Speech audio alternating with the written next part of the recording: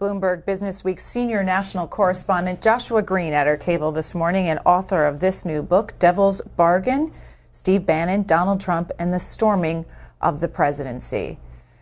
Joshua Green, when did Steve Bannon first meet Donald Trump? Well, a lot earlier than most people realize. And I tell the story in the book of how Bannon and Trump were actually introduced in 2010 by a veteran Republican activist named David Bossie, who Trump had begun turning to tutor him and give him some political advice on the idea that he was going to run for president. And one day Bossie, who knew Bannon from their conservative Washington circles, said, "Hey, I'm going up to advise Donald Trump at Trump Tower. Why don't you come along?" And Bannon, thinking this would be a great lark, decided to go along. And by all accounts, Bannon and Trump hit it off right off the bat, and he has been a part of Trump's orbit ever since.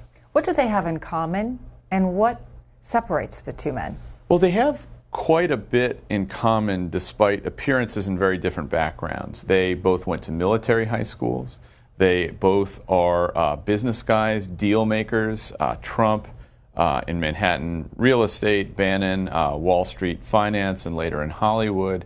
And they were both deeply involved in and care about the entertainment industry. Trump, of course, as the apprentice, but Bannon moved from financing films. He produced Sean Penn films, Anthony Hopkins films, decided to get over into the creative side, became a conservative documentary filmmaker. That eventually led him into the Tea Party movement. He met Andrew Breitbart, the conservative publisher, and took over Breitbart News when Andrew Breitbart died in 2012. And that really put him on the path to Donald Trump and becoming a real player in Washington politics. How are they different, not just in their backgrounds, but philosophically? Well, they're different in the sense that Trump was born rich. His father was a big developer in New York City, whereas Bannon is the blue-collar, Irish Catholic, working-class son of a telephone linesman. He grew up in Richmond, Virginia. So financially, they have very different backgrounds.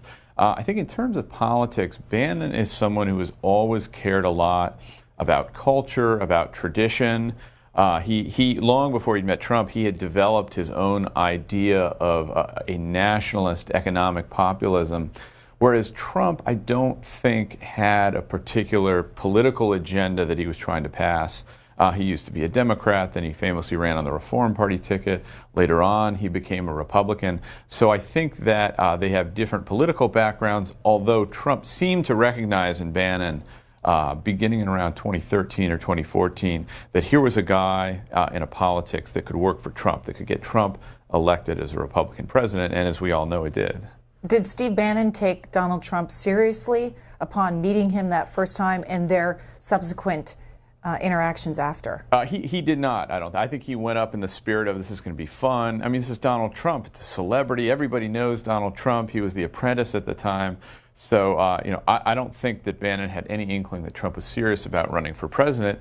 But, Bossie and Bannon, I tell this story in Devil's Bargain, went out and pulled together what is called oppo research, opposition research, so that they could go up and essentially give Trump a sense of what he was likely to encounter from his political opponents if he were to get into the race.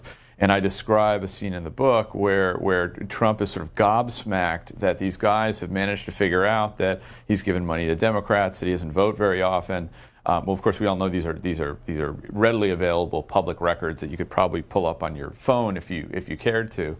But Trump was dazzled, and I think he really connected with Bannon on a personal level. They're both very kind of swaggering alpha male deal maker types. And from that moment on, Bannon was a part of Trump's political circle and became a more important part as time went on. What's the devil's bargain? Well, the devil's bargain in the book is, I explain in the preface of the book how it was that I met Bannon. And he had read an article I'd written about Sarah Palin and called me up and said, "Hey, I have this documentary film I've just done about Palin. Will you come see it?" And I thought, okay. And this was in 2011. We still thought Palin might run for president in 2012. And I met him. I didn't think a whole lot of the film, but Bannon himself was a very interesting guy with a distinct style and brand of populist politics that didn't really have any representation in Washington. And he told me, Bannon did in 2011, that he thought that Palin could be the candidate that would carry this politics to the White House. So I argue in Devil's Bargain that the bargain implicit at the heart of the Bannon-Trump relationship is that Bannon would give these ideas, this populist nationalism, to a candidate and get him to the White House. But the flip side of that bargain was that once there, the president, Trump, would faithfully enact those policies, and for the most part, that hasn't happened, at least not yet. Early on in the relationship, you have a chapter called "Where is My Steve?" Well, that is a quote from Donald Trump about Steve Bannon. And one of the things that I try and illuminate in the book is how it is that these two men came together. I mean, such unlikely backgrounds, such a strange marriage, and yet such an important relationship for understanding how this, what I call the greatest political upset in U.S. presidential history, came about. And in talking to people around Trump at the time that he met Steve Bannon, they said, look, Trump is ordinarily surrounded by very deferential staffers. They were described to me as lackeys. I think we all know the type. This source said, Steve was the only alpha male in Trump's universe. He liked Bannon. He respected the fact that Bannon had gotten rich on business, so he had a certain co-equal standing with Trump. And Bannon, as a former investment banker, had real experience managing ambitious, egotistical, aggressive guys like Donald Trump. He wasn't wowed, he wasn't new, and so they really had a certain rapport. And so when Trump began to travel to conservative political conferences in 2013 and 2014, trying to lay the groundwork for a presidential bid, he would look for Bannon, who would be at these conferences, and say, "Where's my Steve? Where's my Steve?" And then he'd go find him. And here's another quote from the book, from your writing. The surprise elevation of Bannon to head Trump's campaign on August 17th hit political Washington like a thunderclap, and to most insiders like a bad punchline. To Washington Republicans, Bannon was about the worst choice Trump could have made because it signaled that, rather than steer toward a gentlemanly defeat that might preserve Republican seats in the House and Senate, Trump was going to burn it all down en route to a loss so ugly it might destroy the party. Well, at the time Bannon was put in charge of the Trump campaign, which there was no warning, there were no trial balloons, this just happened, bam, I think on a Wednesday morning. The state of the Trump campaign was pure chaos. He had come off of a very dark Republican National Convention, doing okay in the polls, but then there were a succession of Trump fights and scandals. He was fighting with Fox News and Megyn Kelly. He famously went after the parents of the slain Muslim soldier, Khizr Khan, the father. This was very damaging to Trump standing in the polls. So come mid-August, it looked as if Trump were spiraling toward a blowout loss. And then lo and behold, Steve Bannon is put in charge of the campaign.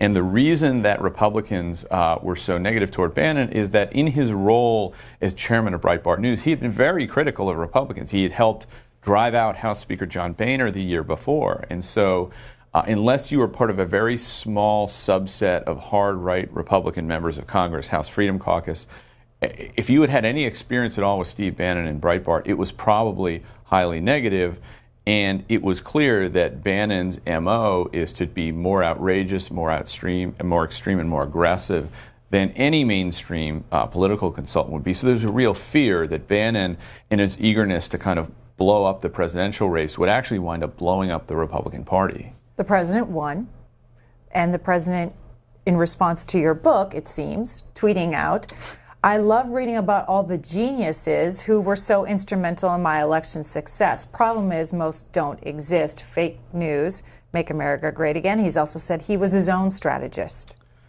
I think I'm going to use that as a book blurb on the back of the paperback edition, maybe just the top line.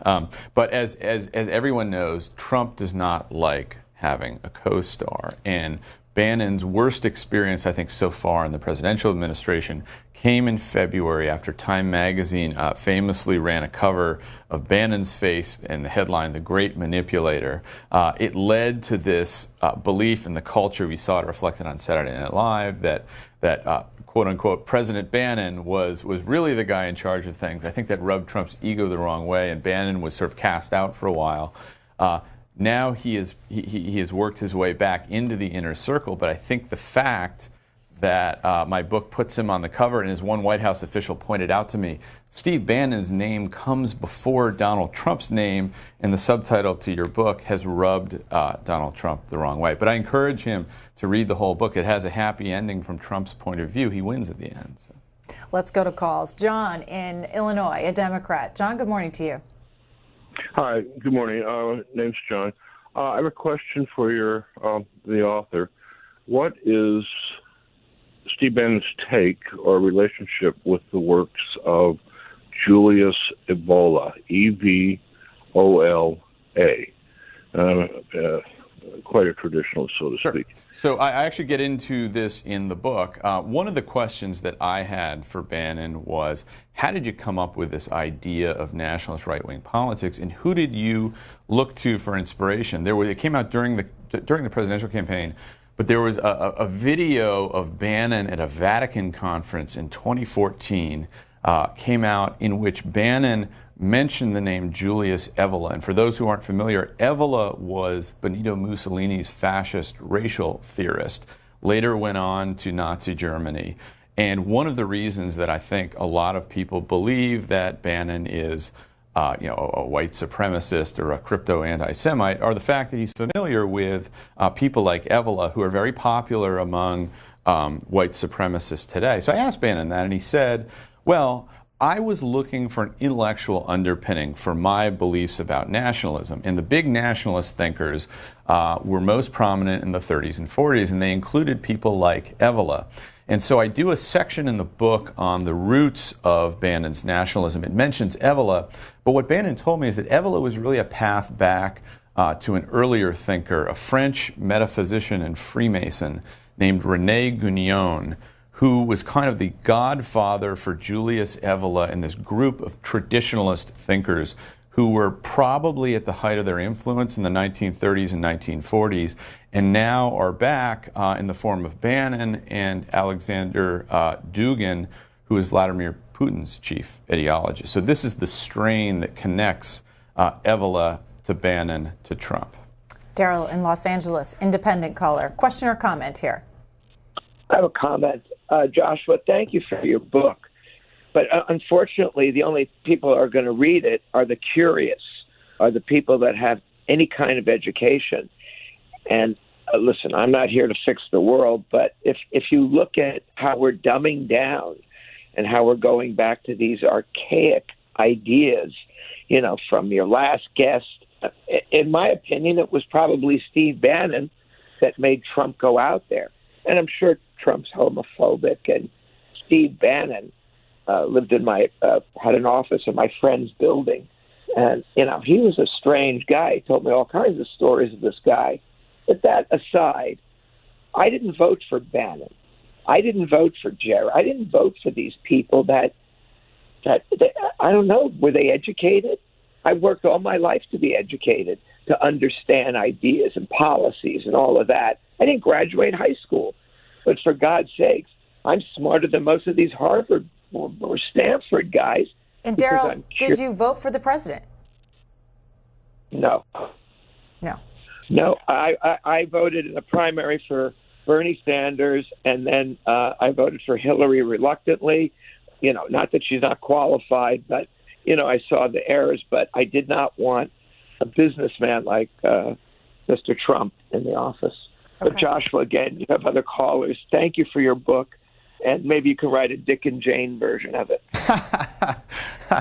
Josh Green, why did you think it was important to write a book about Steve Bannon? Why does it matter? Well, because the question everyone has, so the day after the election, we, and I say collectively, I think the Washington media, Clinton's campaign, most of the people that I circulate with in Washington in my job as a political reporter were just shocked that this had happened. And nobody, I don't think, really believed until about 10 p.m. on election night that Trump could win.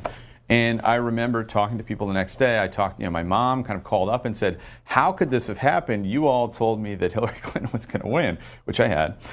And so I thought it was important for someone to look back and tell the full inside story of what had really happened. And just because I had had up-close access to people like Bannon and Trump going so far back, I thought that I could tell the story of that campaign. And I thought that the key to understanding what happened in that election was understanding the relationship between Donald Trump and Steve Bannon, because together they were able to ride this populist wave and win not only the GOP nomination against what was thought to be the strongest presidential field on the Republican side in a generation, but beat Hillary Clinton, who seemed as if she had been ticketed for the White House ever since she lost to Barack Obama in 2008. And what about Donald Trump, the businessman's relationship with the establishment? I want to show our viewers a C-SPAN interview with the new RNC chairman at the time, Reince Priebus, and a question that he gets on our Newsmakers program back in 2011 from then New York Times reporter Jeff Zeleny. You said that all of the Republican candidates in the field right now are credible. Is Donald Trump a credible Republican presidential candidate? Well, I don't know if he's in the field or not, but if he decides to run, you had a phone sure, call yesterday with him. You know, I think all these guys are credible, and I think that they've all have different angles and different viewpoints that they're going to articulate, and I think it's going to be up to the voters. I don't get to choose who the candidate's going to be, but I have to make sure that we do what we can do in our party to get them across the finish line. Is it good for the party or good for the debate to have a candidate or potential candidate like him talking so much about, is this president an American citizen? Is the birther debate good for the party? I mean, I think it's up to the primary voters to decide that. I mean, obviously people are going to have different opinions, and you have a lot of different groups that are, or excuse me, different candidates that are running. They're going to talk about different things at different times. I think it's up to the primary voters. I think having a diversity of opinion is fine. But ultimately, I think the voters usually get it right, and we'll have a candidate. And it's up to me to turn our party into a functional, operational committee that can get that candidate across. Josh Green, you write in the book that it was moments like those that amused Donald Trump. Why? Well, it was, and this I actually tell the story of this interview in the book. Believe it or not, when Reince Priebus was first elected chairman of the Republican National Committee, in 2011, the very first scandal that he had to deal with as chairman was a Donald Trump scandal. Trump was going out, doing a media tour, claiming that Barack Obama had not been born in the United States. And I believe the interview clip you just showed was Priebus's first national interview as RNC director. And the reason I cite it in my book is because Priebus is confronted about what is clearly a lie about Barack Obama's birth, and yet you see him unwilling to kind of stand up and assert himself and say there's no room for that kind of talk in our party. It's not true. I think that Priebus's weakness in the clip and afterwards is one of the reasons why the Republican Party was unable to stop Donald Trump from, as I call it in the book, storming his way through the Republican nomination and winning the presidency. Lisa in Louisville, Kentucky, a Democrat. Hi, Lisa. Hi, how are you today? Good morning. Good morning. I think that Donald Trump and Steve Bannon identify with each other more on the, I hate to say this, prejudice level. I don't think Steve Bannon believes that black people should be leave the United States, but I think he wants a separatist society. And also, I believe it smacks in the face about these visas that Donald Trump's always wanting. He brings in foreign workers to work his motels and hotels, and these high-tech jobs that supposedly there's nobody in the U.S. that's qualified for them. That's just not true. I really believe the main thing is they want to drive the wages down, and I don't think Steve Bannon really believes in that. Okay, Lisa, let's get a response. Josh Green. I think that what Trump and Bannon share is an understanding of the power of stoking Americans' resentments, both economic resentments, racial resentments. The story I tell in the book of how they came together, I say on the one hand, I trace Trump's political lineage. And if you go back to 1988 when he first started speaking about running for president, he actually does strike a lot of the same notes that he struck in 2016. The idea that the U.S. is being taken advantage of by foreign countries. Back then it was Japan, now it's China. The element that Steve Bannon added to that mix that was so powerful and so combustible in the 2016 cycle was the issue of immigration, taking a hard line on immigration, both in terms of vowing to deport immigrants who are here illegally, and even shutting the borders and reducing legal immigration. Trump didn't say those kinds of things 5, 10 years ago, but once he met Bannon, he began to, and it really resonated out there on the campaign trail. I think more than anything else, that was the issue that carried Trump to the Republican nomination, and I think that is what he and Steve Bannon have in common. I don't know whether Trump really believes it. Maybe he does. I know for certain that Bannon believes it. Let's go to Tampa, Florida. Linda, independent caller. You're on the air with Josh Green. Hi, Josh. Thank you, C-SPAN, for taking my call. My question is the propaganda that's floating around. I just find it ridiculous. I remember reading about the propaganda that occurred in Germany at the time, and an entire generation of people were raised to believe, to fight, to kill, to do the horrible things they did. And their montage back then was make Germany great again. To me, I find it a little ridiculous to hear the president, Bannon, and all these people saying, make America great again. It just brings that back into my mind. I find it very, very displeasing. Okay, Linda. Josh Green. Well, I think Trump understands intuitively, maybe better than any politician in my lifetime since Ronald Reagan, the visceral power of phrases like that to activate voters. I mean, I think it connects on an emotional level, make America great again, in a way that Democratic slogans simply did not. If you read the new Democrat slogan, better deal, better, it sounds like it was SWAT teamed by a group of high-priced McKinsey consultants. It doesn't have that kind of authenticity. And I think that Trump understands that make America great again does. As far as propaganda, it's interesting the caller could mention that because Steve Bannon actually studies and admires a lot of the propaganda filmmakers from the 1920s and the 1930s. He is name-checked and been compared to Leni Riefenstahl, the Nazi filmmaker. And while I don't think that Bannon shares Riefenstahl's views, he does admire her ability to shape the public message and shape public sentiment through film. And that's absolutely a lesson that he's tried to bring to the Trump campaign with some success. Did Steve Bannon sanction this book? How did you talk to him for the book? And if so, for how long? Well, he didn't sanction the book, but as I said earlier, I met Bannon in 2011 and began hanging around with him because as a political reporter, I'm always looking for interesting characters who break the mold. And Bannon, if nothing else, breaks the mold of the type of person you encounter in Washington. So I would interview him over the years. I had tens or hundreds of hours of interview tapes with him. I didn't actually write about him, though, until 2015. I did a cover story in Bloomberg Businessweek magazine built on this elaborate plan that Bannon had conceived to tear down Hillary Clinton, who everybody knew was going to be the likely Democratic nominee. And so in the course of reporting that piece, I think I spent 8 months on it and traveled to Florida with Bannon and interviewed everybody around him. So he didn't sanction the book. I decided to write it on my own. I don't think he's real happy that it's out there. We've seen what happens to Steve Bannon when his profile gets too high. But he did continue to talk to me after that Businessweek profile because I think he appreciated the fact that a mainstream media reporter was willing to take seriously what it was he was doing and explain it to people. And then once he got into the Trump campaign, I actually remember calling him that morning and saying, hey, buddy, everybody's going to come after you now, every reporter, because you are now in charge of a presidential campaign.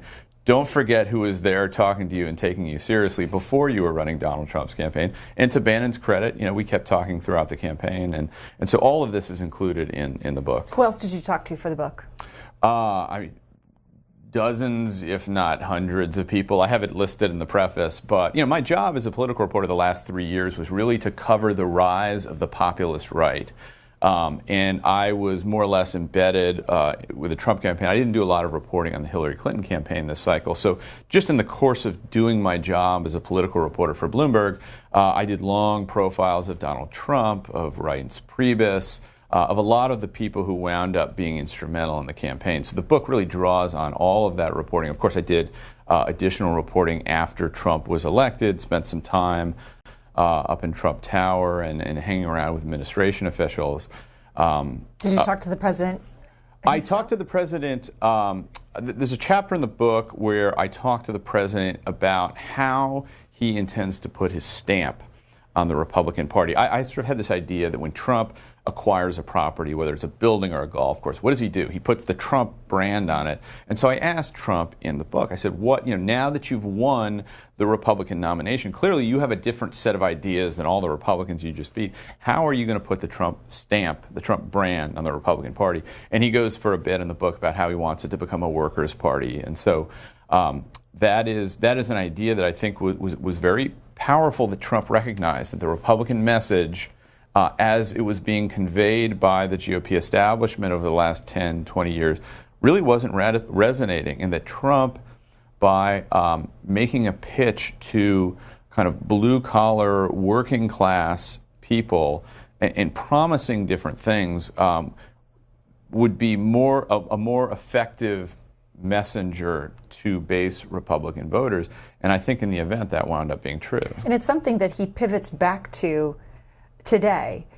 He's sitting down at a cabinet meeting, leading a cabinet meeting yesterday with his new White House chief of staff, and he immediately turns to the economy and touts the numbers. This morning on Twitter, saying stock market could hit all-time high again, 22,000 today. It was 18,000 only 6 months ago on Election Day. Mainstream media seldom mentions this.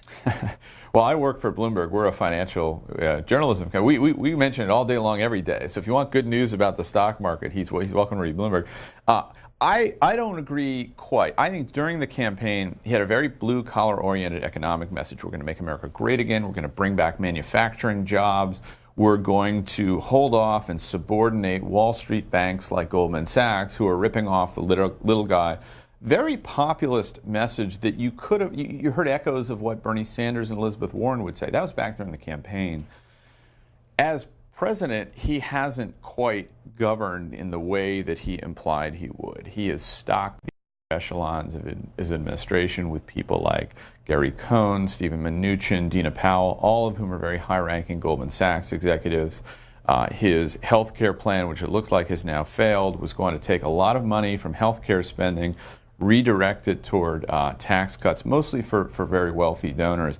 So the irony of Trump's plight as president is that he won the Republican primary by running against and defeating, by showing the weakness of the standard Republican policy ideas. But then once he got into the White House, he turned around and basically agreed to try and enact them. Had Trump, I say in the afterword of the book, I take a stab at explaining why things have gone so wrong so fast. And I posit that if Trump had done something more true to the vision he put out on the campaign trail, let's say, for instance, he'd begun with $1 trillion infrastructure plan, not only would that have been truer to who Trump is, he's a builder, he could put his Trump stamp on all the bridges and roads he built, but he would have split the Democratic Party because the party's labor union base was already fairly supportive of Trump.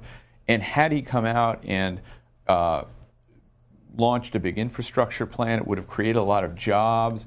I think he would be in a very different situation than he wound up in, where instead he wants to pass a health care law that would have cost anywhere from 15 to 23 million people health care.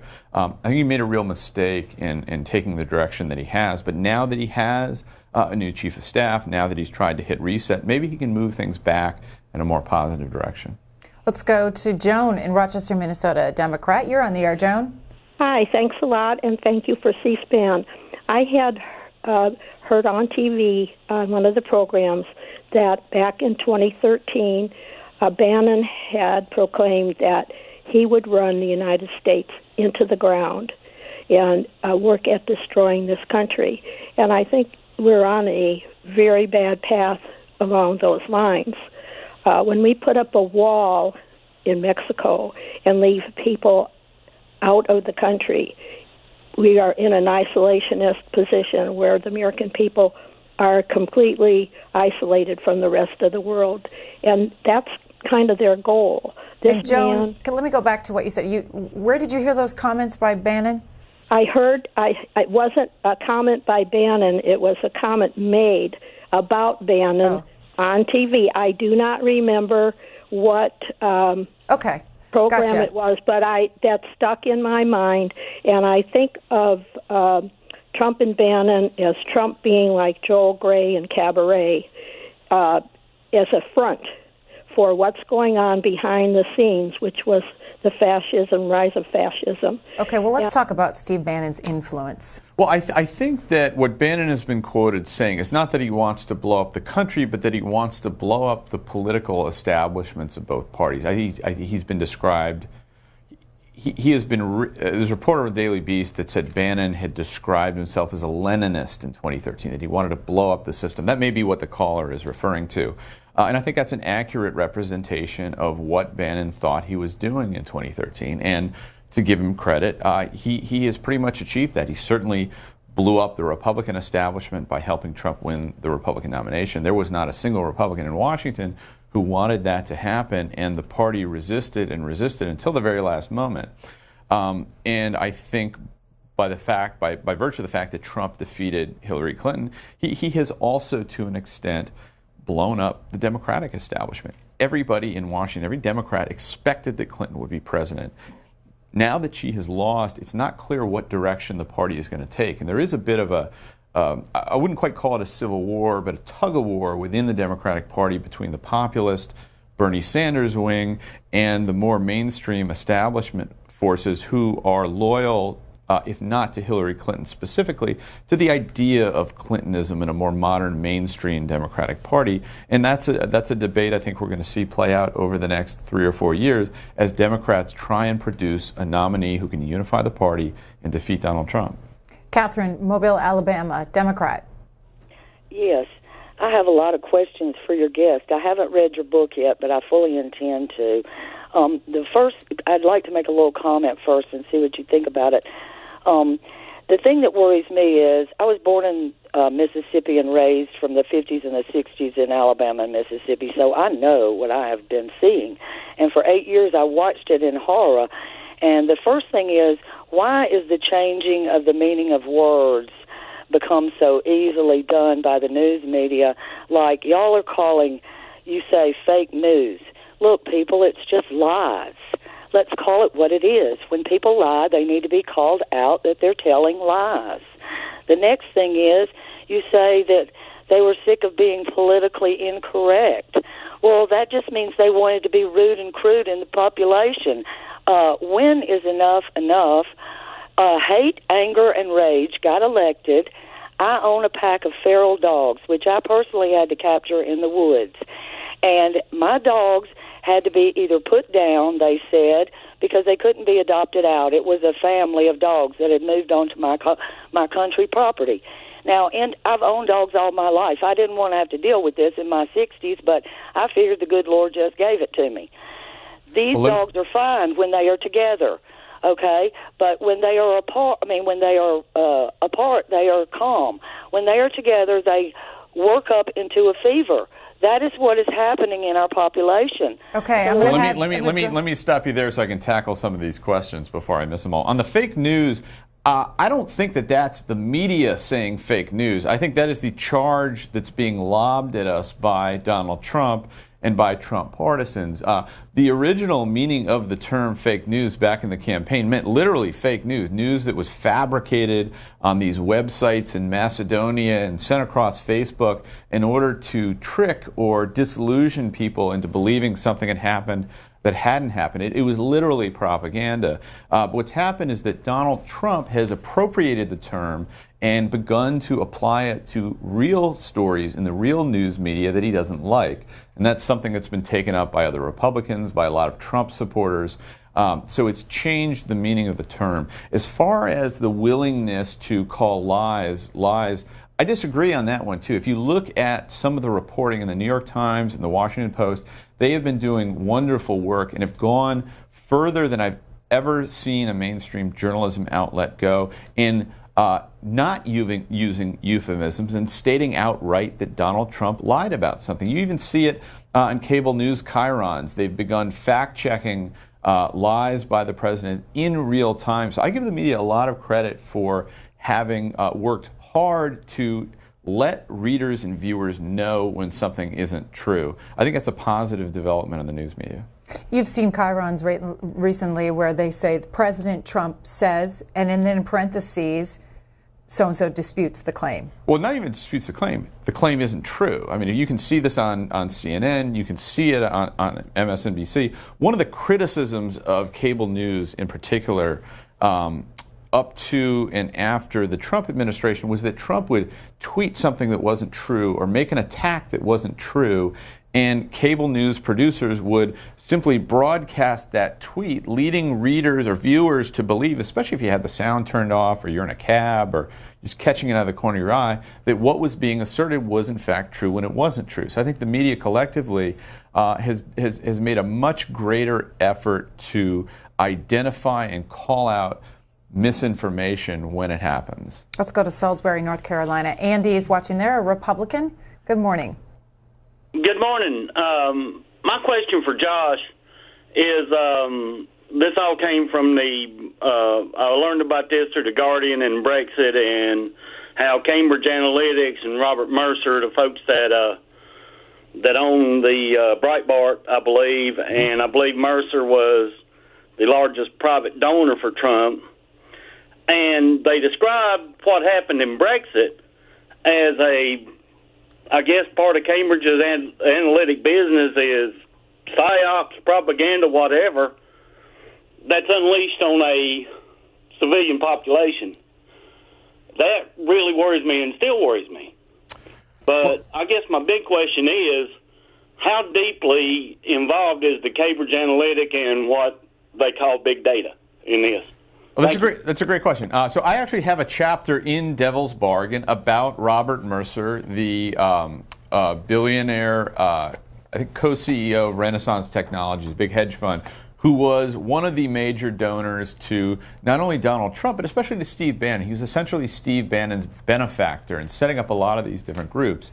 And one of the businesses that Mercer invests in, I believe, is the U.S. arm of Cambridge Analytica, which is a data science firm that has become very aggressively involved, not just in the Brexit campaign, but in U.S. politics, and had data scientists who were embedded in the Trump campaign. I actually did a story for Business Week in October, about a month before the election, where I traveled down with my colleague, Sasha Eisenberg, who was sort of the foremost political data expert in journalism. And we were given access to this group, the kind of inner sanctum of Cambridge and Trump and what they were doing on the data science front. And they had PhDs and astrophysicists and all these Cambridge data folks. They weren't doing psyops, as the caller described. I think that tends to get a little exaggerated, but what they were doing was very sophisticated polling and data modeling. And what that got them, and I explained this toward the very end of the book, is that it gave them a better insight into who actually was going to come out and vote and who Trump's voters really were. One of the things that was so confusing and flustering to the mainstream media, to mainstream political analysts, and to pollsters was that Trump voters, Trump Republicans, had different traits and tenets than traditional mainstream Republican voters had. So Cambridge Analytica, on behalf of the Trump campaign, spent a lot of time and a lot of money modeling the distinct universe of Trump voters, how they differed from Republicans. And it was very interesting. They cared about different issues. Some of them cared more about gun control. They cared less about tax reform. They tended to be more rural, older, and whiter than traditional Republican voters. And because the Cambridge folks understood this, they were better at targeting these voters and getting them to come out to the polls than anyone really realized that they would be. And so that is why on Election Day, you suddenly had this mass influx to the polls of vast numbers of rural people, elderly, whiter folks, people who hadn't traditionally voted in elections were showing up to vote for Donald Trump, and that was something that most people just didn't anticipate. But the fact that they came out decided the election for Donald Trump. And what about this data and how the candidate Donald Trump reflected that in his speeches, ticked off the issues that each of these groups cared about? Was the Second Amendment, moving that to NAFTA, et cetera? Exactly. So by and large, these voters were less concerned about traditional Republican issues, hawkish foreign policy, an emphasis on the positive aspects of free trade, and a focus on cutting high-end marginal tax rates for the wealthy. None of those things did you hear from Donald Trump on the campaign. What you heard instead was, we are going to be smarter about the war we fight, which his base liked. We're going to focus on the middle class and the mainstream, bringing back manufacturing jobs, making America great again, which is something they liked. And Trump also, I think, embodied and spoke about cultural issues in a way that resonated with Republican voters, and in a way that more Washington-centric elite Republicans, people like Marco Rubio or Jeb Bush or Paul Ryan, just couldn't do that. He couldn't connect with these voters on a visceral level. And I think the fact that so many of these people really did show up in the polls, defying expectations of people like me, shows how effective Trump was at understanding who his voters were, how to reach them, and how to activate them. Norfolk, Virginia. Marvin, independent caller, you're on the air with Josh Green. Yes. I can never call Donald Trump president of the United States for what he announced about his casinos and how he did not want black people working in his casinos. He has divided this country so bad that I think the Congress needs to hold him down like they did on the vote for him to sign that paper with Russia. Something has to be done because the country is too divided under this man. He is not a good person, and the Congress needs to sit down and stop him. Okay.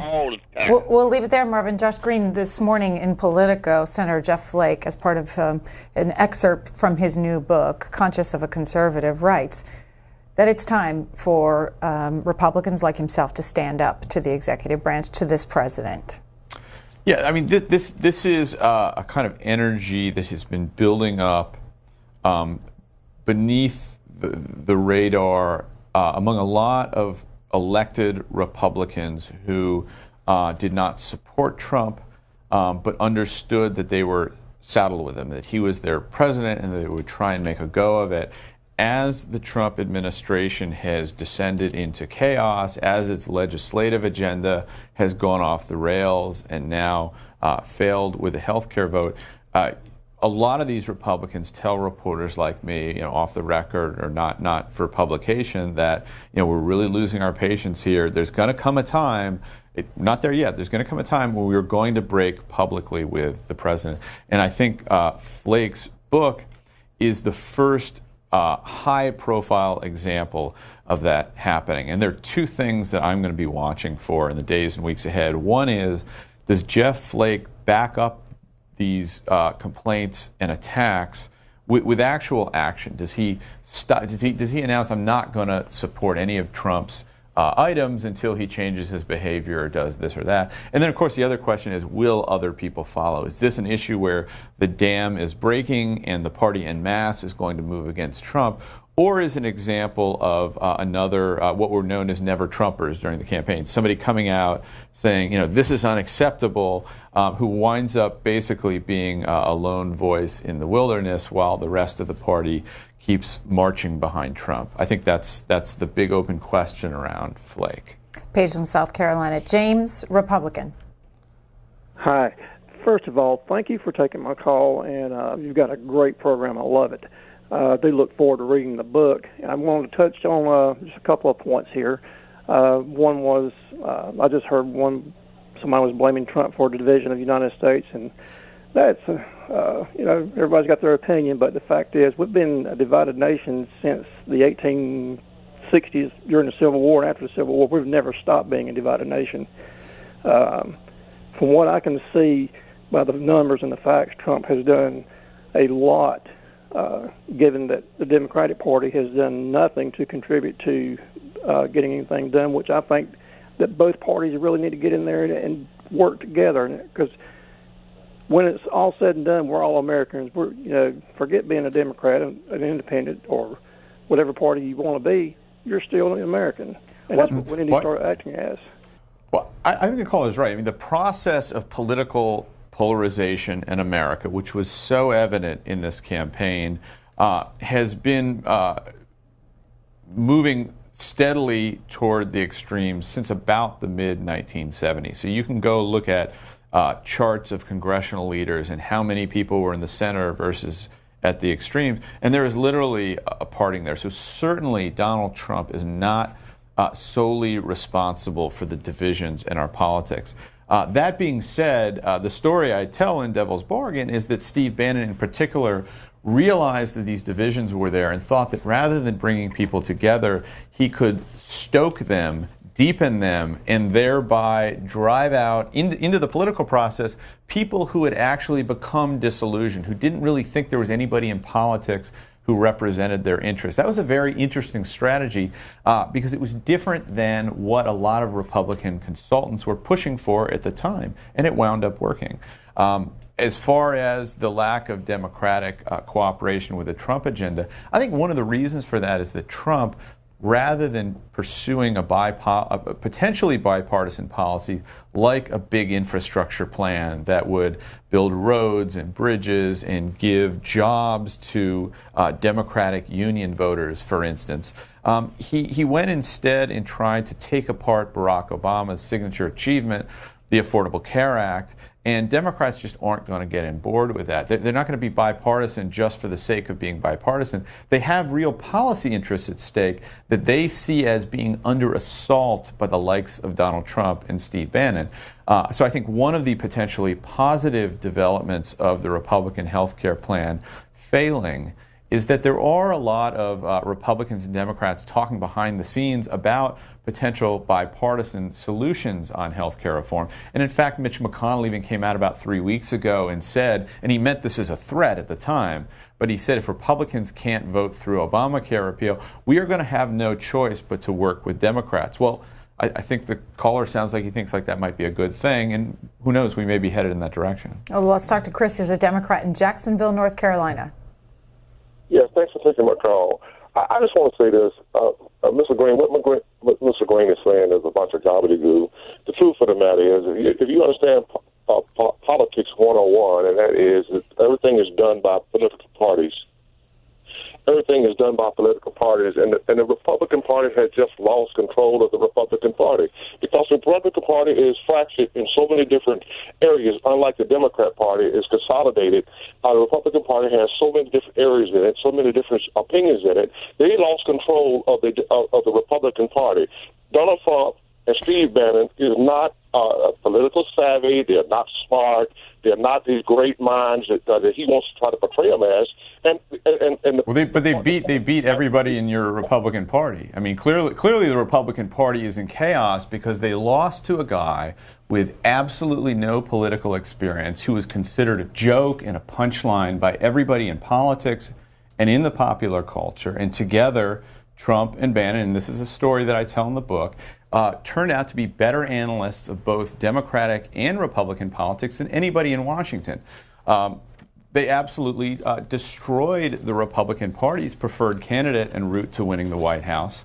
So I don't think anybody can argue with any real sense that they were not effective or influential. Maybe not in the White House and in a legislative sense, but certainly they were in the election. This was I believe, the greatest upset in U.S. political history. And so you need to understand and give credit to the people that pulled it off. And at the White House now, with traditional Republicans as part of the inner circle, Reince Priebus has left, but there are other traditional Republicans there, and Steve Bannon's still there, Kellyanne Conway, other folks.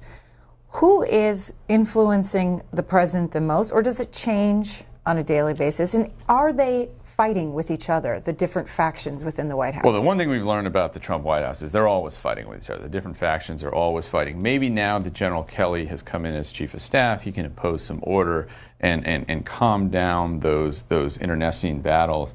But I think that the traditional Republican Party is less represented than ever in Trump's inner circle, and it wasn't very well represented to begin with. You did have Reince Priebus, the chairman of the party, although he's a very weak chief of staff. You had Sean Spicer from the RNC, although he was really a spokesman. He wasn't a policy guy, and neither of them had any legislative experience. I think they were slightly miscast in the role as being liaisons to Paul Ryan, Mitch McConnell in the Republican Congress. Vice President Mike Pence? Vice President Mike Pence is probably the strongest tie to traditional Republicans in the House and Senate, although even Pence hasn't served in Congress in quite a while. He came as governor of Indiana. So while he is liked and respected by everybody in Congress, and while he does have an experienced legislative staff, in order to succeed, you have to kind of manage around both the distractions that Trump himself seems to throw up on a pretty regular basis, and also all the fighting and jockeying for position in Trump's staff. And as to the question of who he listens to, I think that changes from day to day. 10 days ago, I guess 12 days ago now, Jared Kushner, the President Trump's son-in-law, Ivanka Trump, his daughter, wanted to bring in Anthony Scaramucci as White House Communications Director. Reince Priebus and Steve Bannon bitterly objected. They were overruled. And now, flash forward 2 weeks, and the president apparently is not listening to those two anymore. Bannon gets his way. Scaramucci is gone. There's a new White House chief of staff. So I think it changes from day to day, and for all I know, from hour to hour, who Trump is listening to and why he's doing what he does. The book, Devil's Bargain, Steve Bannon, Donald Trump, and the Storming of the Presidency. Joshua Green, the author, thank you for your time this morning in the conversation. Thanks so much for having me. Filmmaker, that eventually led him into the Tea Party movement. He met Andrew Breitbart, the conservative publisher, and took over Breitbart News when Andrew Breitbart died in 2012. And that really put him on the path to Donald Trump and becoming a real player in Washington politics. How are they different, not just in their backgrounds, but philosophically? Well, they're different in the sense that Trump was born rich. His father was a big developer in New York City, whereas Bannon is the blue-collar, Irish Catholic, working-class son of a telephone linesman. He grew up in Richmond, Virginia. So financially, they have very different backgrounds. I think in terms of politics, Bannon is someone who has always cared a lot about culture, about tradition. He long before he'd met Trump, he had developed his own idea of a nationalist economic populism, whereas Trump, I don't think, had a particular political agenda that he was trying to pass. He used to be a Democrat, then he famously ran on the Reform Party ticket. Later on, he became a Republican. So I think that they have different political backgrounds, although Trump seemed to recognize in Bannon beginning in around 2013 or 2014, that here was a guy in a politics that could work for Trump, that could get Trump elected as a Republican president, and as we all know, it did. Did Steve Bannon take Donald Trump seriously upon meeting him that first time and their subsequent interactions after? He did not, I don't think. I think he went up in the spirit of this is going to be fun. I mean, this is Donald Trump that would carry this politics to the White House. So I argue in Devil's Bargain that the bargain implicit at the heart of the Bannon-Trump relationship is that Bannon would give these ideas, this populist nationalism, to a candidate and get him to the White House. But the flip side of that bargain was that once there, the president, Trump, would faithfully enact those policies. And for the most part, that hasn't happened, at least not yet. Early on in the relationship, you have a chapter called, "Where is My Steve?" Well, that is a quote from Donald Trump about Steve Bannon. And one of the things that I try and illuminate in the book is how it is that these two men came together. I mean, such unlikely backgrounds, such a strange marriage, and yet such an important relationship for understanding how this, what I call the greatest political upset in U.S. presidential history, came about. And in talking to people around Trump at the time that he met Steve Bannon, they said, look, Trump is ordinarily surrounded by very deferential staffers. They were described to me as lackeys. I think we all know the type. This source said, Steve was the only alpha male in Trump's universe. He liked Bannon. He respected the fact that Bannon had gotten rich on business, so he had a certain co-equal standing with Trump. And Bannon, as a former investment banker, had real experience managing ambitious, egotistical, aggressive guys like Donald Trump. He wasn't wowed, he wasn't new, and so they really had a certain rapport. And so when Trump began to travel to conservative political celebrity, everybody knows Donald Trump. He was the apprentice at the time. So, I don't think that Bannon had any inkling that Trump was serious about running for president. But Bossie and Bannon, I tell this story in Devil's Bargain, went out and pulled together what is called oppo research, opposition research, so that they could go up and essentially give Trump a sense of what he was likely to encounter from his political opponents if he were to get into the race. And I describe a scene in the book where Trump is sort of gobsmacked that these guys have managed to figure out that he's given money to Democrats, that he doesn't vote very often.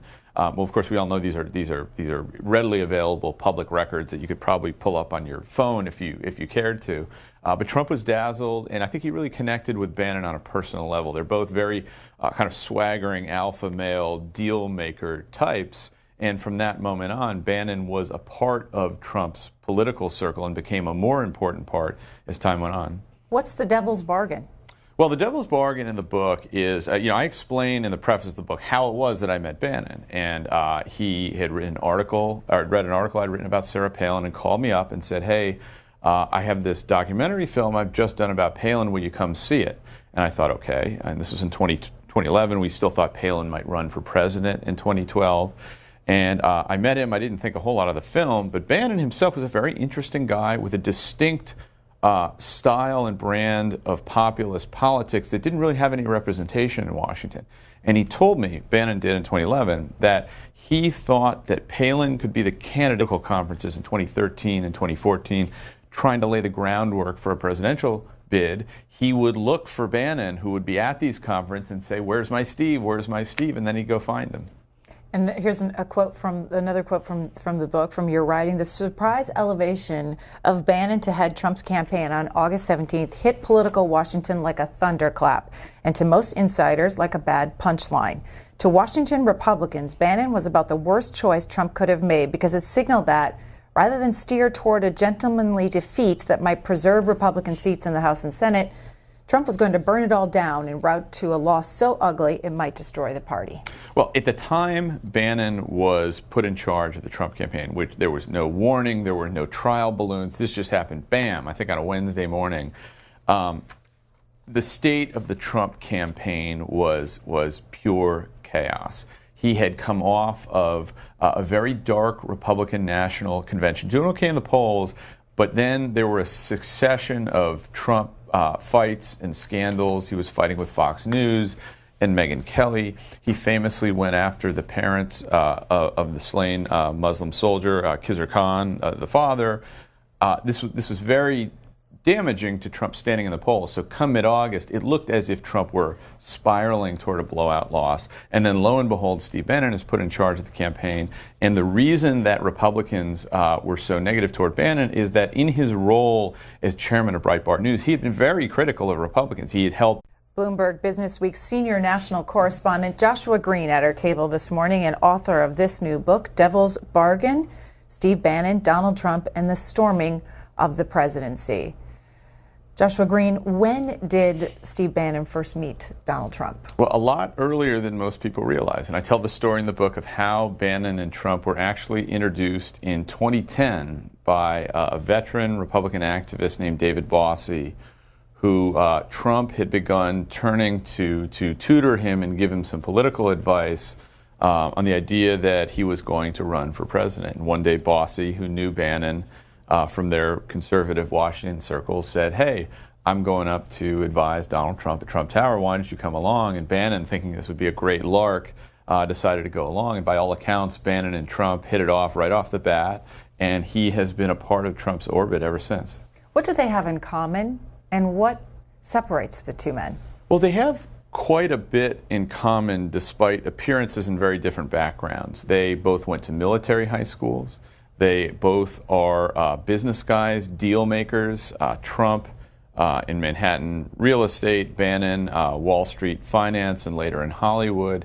And they were both deeply involved in and care about the entertainment industry. Trump, of course, as the apprentice, but Bannon moved from financing films. He produced Sean Penn films, Anthony Hopkins films, decided to get over into the creative side, became a conservative documentary film